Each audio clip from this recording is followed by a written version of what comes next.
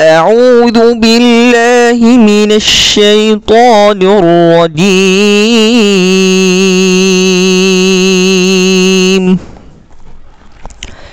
بسم الله الرحمن الرحيم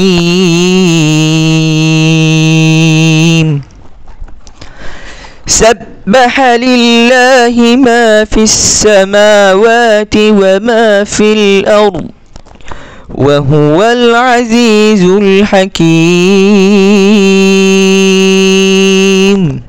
যা কিছু আকাশমণ্ডলী ও যা কিছু পৃথিবীতে আছে সবই তার তাসবিহ পাঠ করে। তিনি পরাক্রমশালী প্রজ্ঞাময়।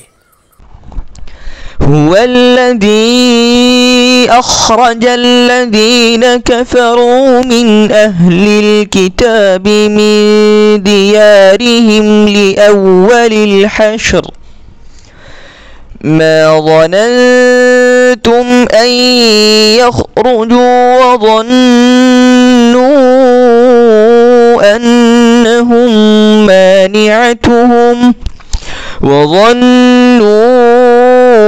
أنهم مانعتهم حصونهم من الله فأتاهم الله من حيث لم يحتسبوا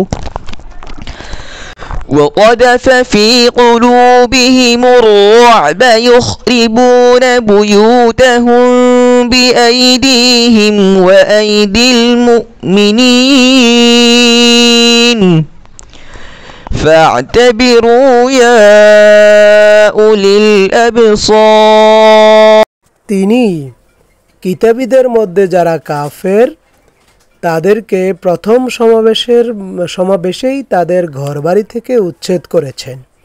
হে মুসলিমগণ, তোমরা কল্পনাও করনি তারা বের হয়ে যাবে। তারাও মনে করেছিল তাদের দুর্গগুলি তাদেরকে আল্লাহ হতে রক্ষা করবে। অতঃপর আল্লাহ তাদের কাছে এমন দিক থেকে আসলেন যা তারা ধারণাও করতে পারেনি। আল্লাহ তাদের অন্তরে ভীতি সঞ্চার করলেন, ফলে তারা নিজেদের হাতে নিজেদের ঘর বাড়ি ধ্বংস করে ফেলেছিল এবং মুসলিমদের হাতেও।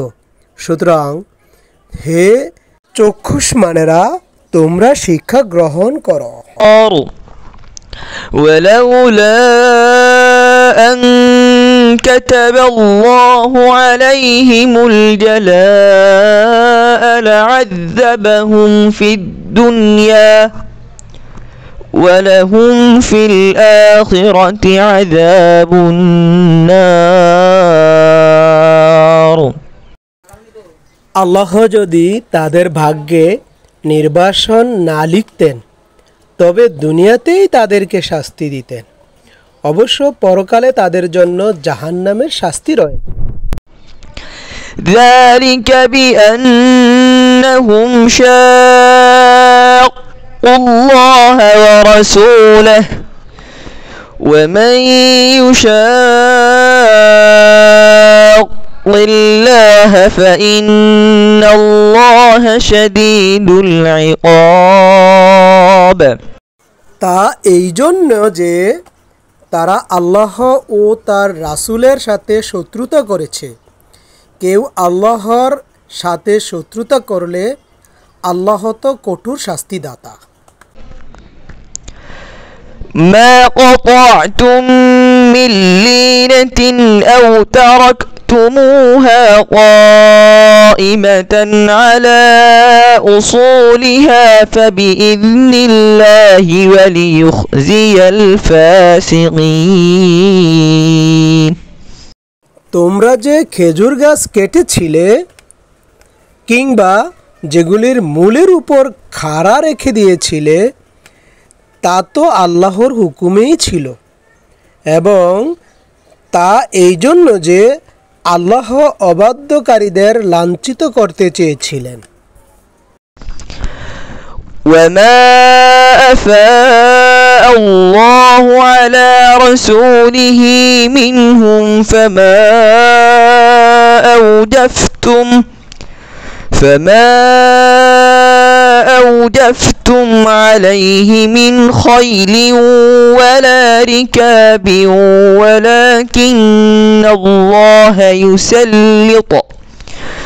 ولكن الله يسلط رسله على من يشاء والله على كل شيء قدير আল্লাহ তার রাসূলদেরকে যে সম্পদ ফাও হিসাবে দিয়েছেন তার জন্য তোমরা না ঘোড়া হাঁকিয়েছ না ওট, কিন্তু আল্লাহ রাসূলগণকে যার উপর ইচ্ছা আধিপত্য দান করেন। আল্লাহ সর্ববিষয়ে পরিপূর্ণ ক্ষমতাবান। ما أفاء الله على رسوله من أهل القرى فلله وللرسول ولذي القربى واليتامى والمساكين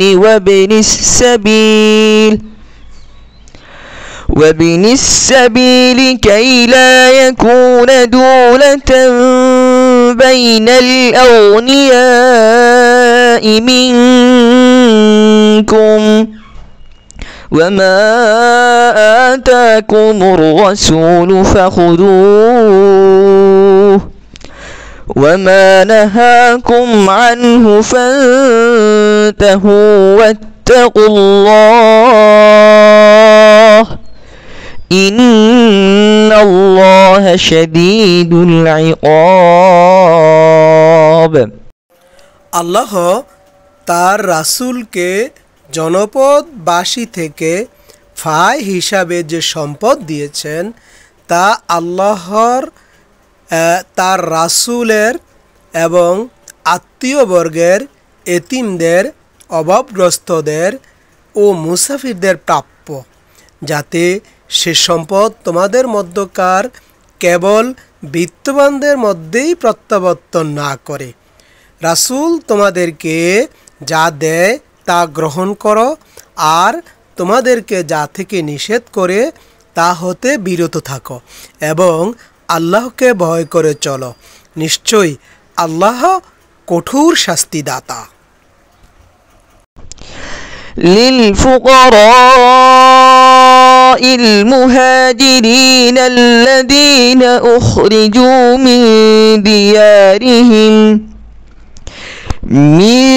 ديارهم وأموالهم يبتغون فضلا من الله ورضوانا وينصرون الله ورسوله أولئك هم الصادقون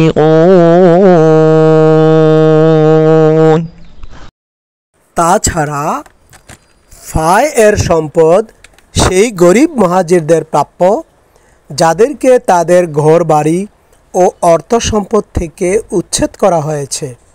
তারা আল্লাহর অনুগ্রহ ও তার সন্তুষ্টি সন্ধান করে এবং আল্লাহ ও তার রাসূলকে সাহায্য করে, তারাই সত্যাশ্রয়ী। والذين تبوأوا الدار والإيمان من قبلهم يحبون من هاجر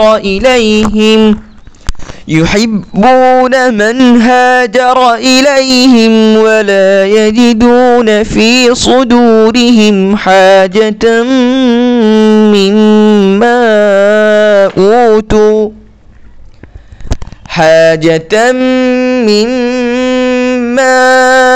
أوتوا ويؤثرون على أنفسهم ولو كان بهم خصاصة ومن يوق شح نفسه فأولئك هم المفلحون এবং ফায় সম্পদ তাদেরও প্রাপ্য যারা পূর্ব থেকেই এই নগরে অর্থাৎ মদিনায় ঈমানের সাথে অবস্থানে আছে। যে কেউ হিজরত করে তাদের কাছে আসে তাদেরকে তারা ভালোবাসে এবং যা কিছু তাদেরকে অর্থাৎ মুহাজিরদেরকে দেওয়া হয় তার জন্য নিজেদের অন্তরে কোনো চাহিদা বোধ করে না এবং তাদেরকে তারা নিজেদের উপর প্রাধান্য দেয়, যদিও তাদের অভাব অনটন থাকে। তারপর তারা স্বভাবগত কার্পণ্য হতে মুক্তি লাভ করে, তারাই তো সফল কাম। والذين جاءوا من بعدهم يقولون ربنا اغفر لنا ولإخواننا الذين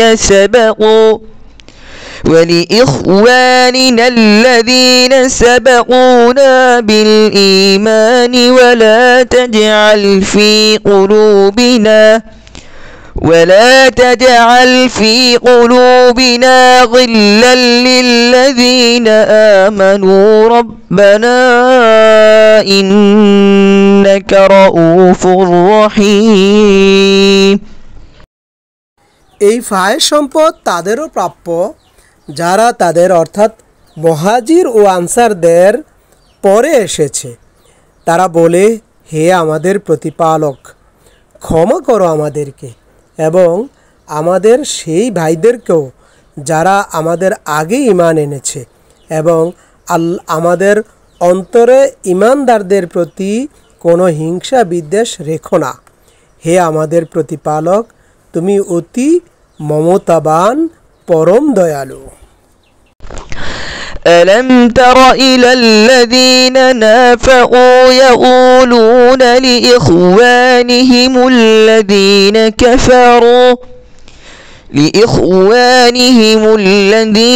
كفروا من أهل الكتاب لئن أخرجتم لنخرجن معكم ولا نطيع فيكم أحدا أبدا وإن قتلتم لننصرنكم والله يشهد إنهم لكاذبون। তুমি কি দেখনি মুনাফিকদেরকে যারা কিতাবীদের মধ্যকার তাদের কাফের ভাইদেরকে বলে, তোমাদেরকে যদি বহিষ্কার করা হয় তবে আমরাও তোমাদের সাথে বের হয়ে যাব এবং তোমাদের সম্পর্কে কখনো অন্য কারো কথা মানব না, আর তোমাদের সাথে যদি যুদ্ধ করা হয় তবে আমরা তোমাদের সাহায্য করব। আল্লাহ সাক্ষী দিচ্ছেন তারা বিলকুল মিথ্যুক। لئن أخرجوا لا يخرجون معهم ولئن قتلوا لا ينصرونهم ولئن نصروهم ليولن الأدبار ثم لا ينصرون। বস্তুত তাদেরকে অর্থাৎ কিতাবীদেরকে বহিষ্কার করা হলে তারা অর্থাৎ মুনাফিকগণ তাদের সাথে বের হবে না এবং তাদের সাথে যুদ্ধ করা হলে তারা তাদেরকে সাহায্যও করবে না, আর যদি সাহায্য করতে আসো তবে অবশ্যই পিছনে ফিরে পালাবে, অতঃপর তারা কোনো সাহায্য পাবে না। لأنتم أشد رهبة في صدورهم من الله ذلك بأنهم قوم لا يفقهون। হে মুসলিমগণ, প্রকৃতপক্ষে তাদের অন্তরে আল্লাহর চেয়ে তোমাদের ভয়ই বেশি। তারা এই জন্য যে তারা এমন এক সম্প্রদায় যাদের বুঝ সমঝ নেই। لا يقاتلونكم جميعا إلا في قرى محصنة أو من وراء جدر بأسهم بينهم شديد تحسبهم جميعا وقلوبهم شتى ذلك بأنهم قوم لا يعقلون তারা সকলে একাট্টা হয়েও তোমাদের সঙ্গে যুদ্ধ করবে না, তবে এমন জনপদে করবে যা প্রাচীর দ্বারা সুরক্ষিত, অথবা করবে দেওয়ালের আড়ালে লুকিয়ে। তাদের আপোষের মধ্যে বিরোধ প্রচণ্ড। তুমি তাদেরকে ঐক্যবদ্ধ মনে করো, অথচ তাদের অন্তরে বহুধা বিভক্ত। তা এই জন্য যে তারা এমনই এক সম্প্রদায় যাদের আকল বুদ্ধি নেই। كمثل الذين من قبلهم قريبا ذاقوا وبال أمرهم ولهم عذاب أليم তাদের অবস্থা তাদের সামান্য পূর্বে যারা নিজেদের কৃতকর্মের পরিণাম ভোগ করেছে তাদেরই মতো, আর তাদের জন্য আছে যন্ত্রণাময় শাস্তি। كمثل الشيطان إذ قال للإنسان اكفر فلما كفر قال إني بريء منك إني أخاف الله رب العالمين তাদের তুলনা হলো শয়তান। সে মানুষকে বলে কাফের হয়ে যা, তারপর যখন সে কাফের হয়ে যায় তখন সে বলে তোর সাথে আমার কোনো সম্পর্ক নেই, আমি আল্লাহকে ভয় করি যিনি জগৎ সমূহের প্রতিপালক। فكان عاقبتهما أنهما في النار خالدين فيها وذلك جزاء الظالمين সুতরাং তাদের উভয়ের পরিণামেই যে তারা জাহান্নামবাসী হবে, যাতে তারা স্থায়ী হয়ে থাকবে, এটাই জালেমদের শাস্তি।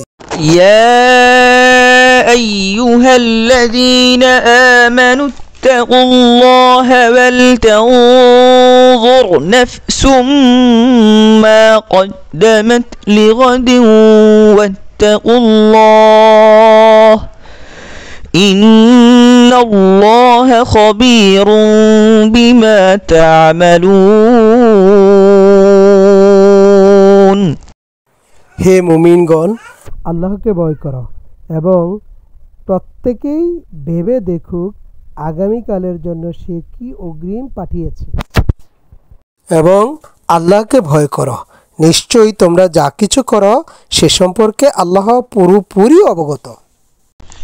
ولا تكونوا كالذين نسوا الله فأنساهم أنفسهم أولئك هم الفاسقون তোমরা তাদের মতো হও না যারা আল্লাহকে ভুলে গিয়েছিল, ফলে আল্লাহ তাদেরকে আত্মবোলা করে দেন, বস্তুত তারাই অবাধ্য। لا يستوي أصحاب النار وأصحاب الجنة أصحاب الجنة هم الفائزون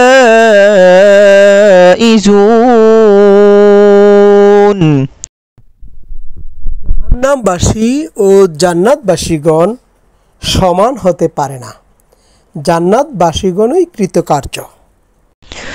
لو أنزلنا هذا القرآن على جبل لرأيته خاشعا